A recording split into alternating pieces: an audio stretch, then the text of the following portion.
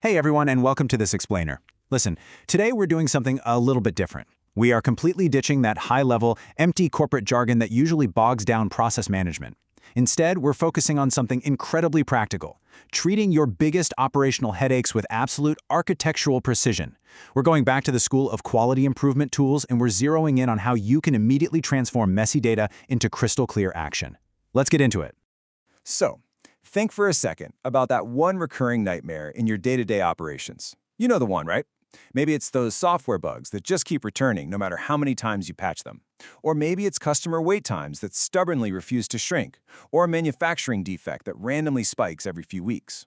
Why do our quick fixes for these issues keep failing? Well, it usually comes down to one fatal flaw. We are guessing the root cause. And when you guess, the problems almost always come back. Okay, let's dive into this. When things go wrong, a lot of stressed out teams default to intuition-based guessing. Basically, they just focus on the symptoms, it's completely unstructured, and honestly, it relies way too heavily on whoever has the loudest opinion, or maybe the highest salary in the room. But on the flip side, systematic quality tools give you data-driven precision. They act as structured blueprints that bypass opinions entirely to find the actual root cause. Data and facts are absolutely fundamental to every single quality improvement effort. Without them, problem-solving is literally just a guessing game with terrible odds. All right, Section 1, choosing the right tool. To actually move from just guessing to knowing, you need a problem-solution tool belt. Because, listen, every operational crisis requires a very specific diagnostic blueprint. Reaching for the wrong one is just going to waste weeks of your time. If your pain point is that you have way too many problems to fix and you just don't know where to start, you reach for the Pareto chart. Staring at a massive failure with unknown root causes, pull out the cause-effect diagram. Got a theory and need to test it? That's when you use a scatter diagram. Today, we're going to completely master the top two.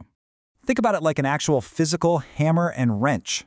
These quality methods give your team a real, tangible framework to analyze data. Their primary mission is super simple, separating the critical issues you must solve today from the background noise that you can safely ignore. Let's move on to Section 2, step-by-step Pareto analysis. So this is absolutely your go-to framework for when the sky is falling. You've got a dozen fires to put out, and you desperately need to prioritize. The underlying logic here comes from Dr. Joseph Juran back in the early 1950s. He coined a universal phenomenon that we now call the Pareto principle. As his quote says, the main goal is to separate the vital few from the useful many. Dr. Juran realized that in literally any group of factors contributing to a common effect, a relative few always account for the bulk of the impact. So how do we actually build this diagnostic machine? Well, it's a super clean, four-step execution plan. Step 1, you total up the data on the effect of each contributor. Step 2, you reorder those contributors from the absolute largest to the smallest. Step 3, determine the cumulative percent of the total. And finally, Step 4, you draw bars for the magnitude and a line graph for the cumulative percent. Simple, right? Let's look at what happens when a team actually runs this in the real world. Now, what's really interesting about this is the story behind a real implementation from our sources. A quality improvement team was trying to fix this incredibly messy order form coming from their field sales offices.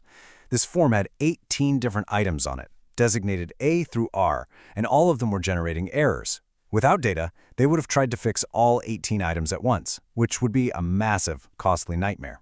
But by tracking the frequency of errors and building a Pareto chart, they revealed something incredible. Fixing just 4 vital information items drastically reduced their total errors. They simply ignored the useful many, focused their effort, and won big. All right, Section 3, step-by-step cause and effect. Okay, so you pull out this second tool in our belt when you know exactly what the problem is, but you have absolutely no idea what's actually causing it. A cause-effect diagram is essentially a visual branching structure. It organizes theories about root causes and illustrates their causal relationships to an observed symptom. But notice the word theories there. This tool is an interactive blueprint representing hypothetical interrelationships. It helps you map out every single possibility before you spend a dime trying to fix anything.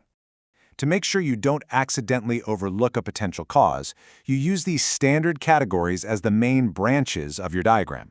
If you're in manufacturing, you use the 5 M's: man, machine, method, material, and measurement.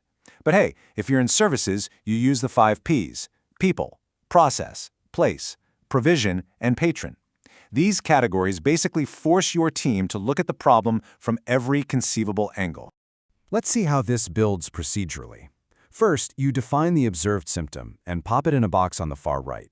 Second, you draw a fixed central spine pointing directly to it. Third, you draw sloping lines off that spine to represent your 5 M's or 5 P's. And fourth, you trace subsidiary causes, constantly asking why down each branch until you finally hit a root cause. To really anchor this abstract concept, let's look at a highly relatable micro-narrative from our source material. Imagine the observed symptom is lost control of car. Through brainstorming, we branch off into our categories. One major category is mechanical failure. But we don't stop there. We trace the causal chain backward. Mechanical failure branches into brake failure. Brake failure then branches further into two distinct root causes: fluid loss versus worn pads. Step by step, the diagram traces the symptom back through the causal chain to something you can actually inspect and fix. It's brilliant. Moving right along, Section 4, Avoiding Common Pitfalls.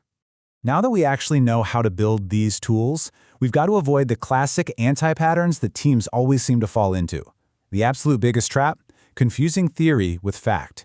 Remember, a cause-effect diagram only presents theories. It does not prove them. Another trap is limiting the brainstorming ideas way too early, which can unintentionally mask the ultimate root cause. Instead, pro-solvers take the theories generated by the diagram and test them empirically with real data. They are constantly checking the logical validity of every causal chain before they ever jump to a solution. Which brings us to Section 5, Measuring the Final Outcome. So the crucial point here is that we've reached the most rewarding phase of the whole journey, showing those clear before versus after metrics. When you're reading that cumulative line on a Pareto chart, you are looking for a very specific breakpoint, around 60%. In practice, you really want to identify those few contributors, which account for about 60% of the total quality effect. By targeting that 60%, you're identifying immediate, highly profitable project targets. Once you fix those, you just run the Pareto analysis again and watch the problem shrink. Ultimately, the ROI of systematic tools comes down to a few core things: focused effort, eliminated guesswork, and measurable operational efficiency. By using these precise blueprints, whether that's separating the vital few with a Pareto chart or tracing a causal chain with an Ishikawa diagram, you save massive amounts of time. You protect your team from unfocused, low-payoff efforts, and best of all, you solve the root problem so it never comes back. So, I'm going to leave you with this final challenge. Think about the absolute biggest headache your team is facing this week. Which operational bottleneck will you systematically dismantle with the right tool tomorrow? Are you going to chart the data to find the vital few, or will you map the causes to find the root? The tools are right there in your belt. It's time to start building.